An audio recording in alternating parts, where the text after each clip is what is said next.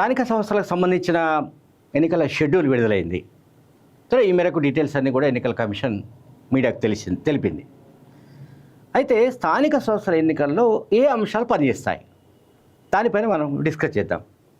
స్థానిక సంస్థల ఎన్నికల్లో పనిచేసే అంశాలు ప్రధానంగా మనం ఒకసారి చర్చించాలి. స్థానిక సంస్థలు ఎన్నికలు ఓకే. ఎందుకంటే స్థానిక సంస్థల ఎన్నికల ఫలితాలు రాష్ట్ర రాజకీయాలకు సంబంధించిన గేమ్ చేంజర్గా కూడా మనం చెప్పుకోవచ్చు. అంటే ముఖ్యమంత్రి రేవంత్ రెడ్డి పాలనకు రెఫరెండంగా అనుకోవడానికి లేదు, కానీ స్థానిక సంస్థల్లో జరుగుతున్న ఎన్నికలు అంటే ముందుగా ఎంపీటీసీ జెడ్పీటీసీ ఎన్నికలు అవుతాయి, తర్వాత సర్పంచ్ ఎన్నికలు అవుతాయి. ఆ షెడ్యూల్ అంతా తెలిసిందే. సో దీంట్లో ప్రధానంగా పనిచేసే అంశాలు ఏంటి అనేది మనం ఒకసారి చూస్తే, ప్రధానంగా పనిచేసే అంశాలు ఒకటి సాగునీరు అండ్ రైట్ ఓకే, అంటే మౌలిక సదుపాయాలు, ప్రజలకు కావాల్సిన మౌలిక సదుపాయాలు ఓకే. సాగునీరు, తాగునీరు, కరెంటు అండ్ రోడ్లు, ఇంకా ఇటువంటి ఏది కనీస మనం ఏమంటాం మినిమం ఎమ్యూనిటీస్ అంటాం, కనీస సౌకర్యాలు ఓకే. వీటిపైన ఎక్కువగా ఫోకస్ ఉంటుంది. సరే, ఇవి కాకుండా మనకు సాధారణంగా ఇది మన రైతు భరోసా, లేకపోతే ఏమంటాం రుణ మాఫీ, ఇటువంటి సంక్షేమ పథకాలు కూడా వాటి ప్రభావం ఉంటుంది. ప్రభావం ఉండదని అనట్లేదు, ఉంటుంది. రుణమాఫీ ఓకే. ఇప్పుడు దీంట్లో ఈ అంశాలు మనకు ప్రధానంగా కనిపిస్తున్నాయి. ఇది ఇరిగేషన్ అంటే వ్యవసాయానికి సంబంధించిన సాగునీరు, తాగునీరు, కరెంటు, రోడ్లు అండ్ ఇతర కనీస సదుపాయాలు అంటే మౌలిక సదుపాయాలు, రైతు భరోసా, రుణమాఫీ వగైరా వగైరా, ఇవన్నీ కూడా గ్రామ స్థాయిలో పనిచేసే అంశాలు. అట్లాగే క్యాండిడేట్ వైజ్గా కూడా అంటే క్యాండిడేచర్ వైజ్గా కూడా జరుగుతాయి. అంటే party MPTC ZPTC elections party పరంగా జరుగుతాయి.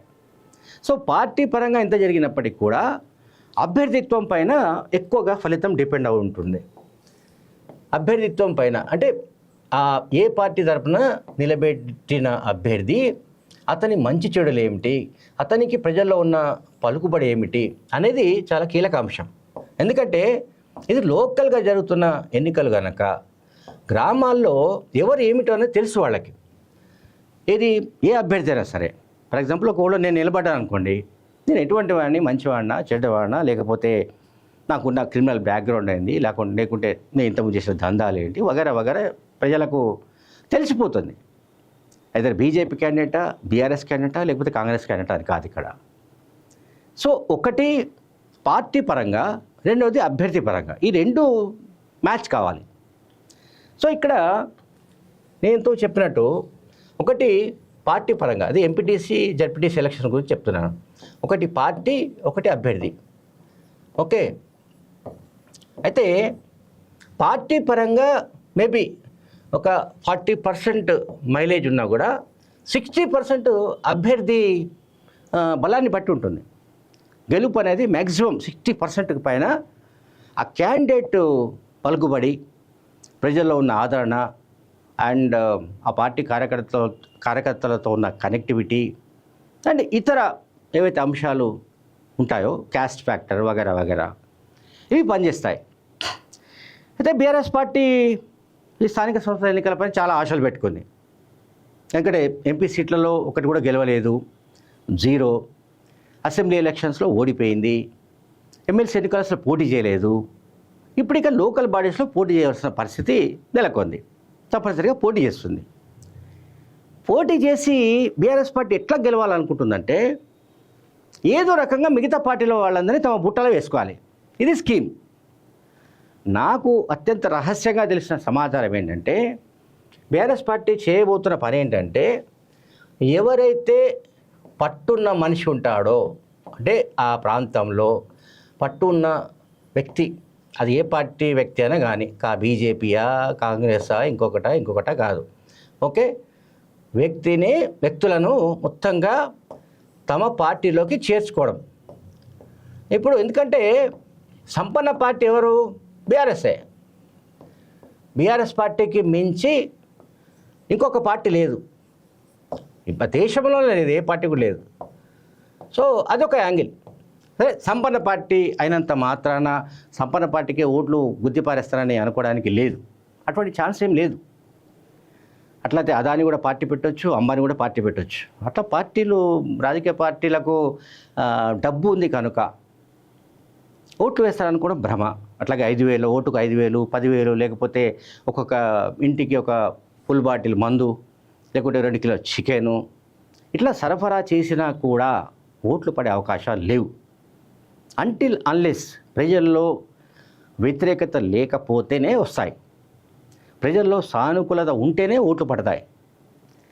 స్థానిక సంస్థల ఎన్నికలకు సంబంధించి నేను ఇప్పుడే దీనికి సంబంధించిన ఫలితాలకు సంబంధించి కూడా నేను ఒక విషయం చెప్పదలుచుకున్నా. ఒకటి, బీఆర్ఎస్ పట్ల ఏదైతే కుటుంబ పాలనకు వ్యతిరేకంగానండి, కేసీఆర్ అహంకారపూరిత వైఖరికి వ్యతిరేకంగానండి, ఏదైతే వ్యతిరేకత మనకు 2023 డిసెంబర్లో కనిపించిందో ఆ వ్యతిరేకత తగ్గలేదు. ఇది వాస్తవం. ఓకే, ఇది తగ్గలేదు. కానీ నేనేమంటున్నానంటే, సాధారణంగా మనం ఏమంటాం, యాంటీ ఇంకంబెన్సీ అంటే ప్రభుత్వం పైన వ్యతిరేకత అంటాం. కానీ యాంటీ ఇంకంబెన్సీ అనేది మనం అన్ని రకాలుగా మాట్లాడుకోవచ్చు. అభ్యర్థి పట్ల యాంటీ ఇంకంబెన్సీ ఉండొచ్చు, అట్లాగే లోకల్ కండిషన్స్ వల్ల ఆ పార్టీ పట్ల యాంటీ ఇంకంబెన్సీ ఏర్పడవచ్చు. సో బీఆర్ఎస్ పట్ల 2023 అసెంబ్లీ ఎన్నికల్లో ఉన్న వ్యతిరేకత, కనిపించిన వ్యతిరేకత గ్రాఫ్ తగ్గలేదు, ఇది వాస్తవం. అందువల్ల బీఆర్ఎస్ పార్టీ తాను ఊహించుకుంటున్నట్టుగా స్థానిక సంస్థలన్నింటిలో స్వీప్ చేసి పారేస్తాము అని అనుకోవడం అదొకటి భ్రమ. రెండవది, బీజేపీ అనుకున్న స్థాయిలో బీజేపీ వాళ్ళు మేమే అధికారంలోకి వస్తామని చెప్తున్నప్పటికీ వాళ్ళు ఆ స్థాయిలో రాలేదు, అంటే మన స్థాయిలో పుంజుకోలేదు వాళ్ళు. కాబట్టి బీజేపీ పుంజుకోలేదు.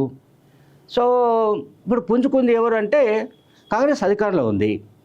గతంలో ఎప్పుడు కూడా లోకల్ బాడీ ఎలక్షన్స్లో మనం చూస్తే ఇన్ జనరల్గా మనకు కనిపిస్తుంది ఏంటంటే అధికారం ఉన్న పార్టీకి అడ్వాంటేజ్ ఉంటుంది లోకల్ బాడీ ఎలక్షన్. ఎప్పుడైనా సరే లోకల్ బాడీస్లో ఉండే అడ్వాంటేజ్ డిఫరెంట్ అడ్వాంటేజ్, అంటే అధికారంలో ఉన్న పార్టీకే స్థానిక సంస్థల్లో ఒక అడ్వాంటేజ్ ఉంటుంది అధికారం ఉన్న పార్టీకి. అది మనకు ప్రూవెన్ వాస్తవం. ఇది ఉన్న పార్టీకి ఉన్న అనుకూల అంశాలు, అంటే అధికారంలో ఉన్నది కనుక మనకు అభివృద్ధి జరుగుతుందనో, మన గ్రామానికి మంచి జరుగుతుందనో ప్రజలు అనుకునే అవకాశం ఉంటుంది. సో ఆ ప్యాటర్న్లోనే ప్రజలు ఓట్లు వేసే అవకాశాలు ఉన్నాయి. అందువల్ల బీఆర్ఎస్ పార్టీ ఎన్ని ఆశలు పెట్టుకున్నా అంత సులభంగా బీఆర్ఎస్ వైపు షిఫ్ట్ అయ్యే అవకాశాలు చాలా తక్కువ కనిపిస్తున్నాయి. సో కాంగ్రెస్ గడిచిన ఈ 22 నెలల పెర్ఫార్మెన్సు, అట్లాగే ముఖ్యమంత్రి రేవంత్ రెడ్డి పెర్ఫార్మెన్సు, అండ్ గ్రామీణ ప్రాంతాల్లో ప్రజలకు అందుతున్న సర్వీసెస్, సంక్షేమ పథకాలు, ఇవన్నీ కూడా వర్కౌట్ అయ్యే అవకాశం ఉంది. కనుక బీఆర్ఎస్ కంటే కూడా కాంగ్రెస్ అప్పర్ హ్యాండ్ అయ్యే అవకాశం ఉన్నట్టుగా చాలామంది రాజకీయ విశ్లేషకులు చెప్తున్నారు. Thank you very much.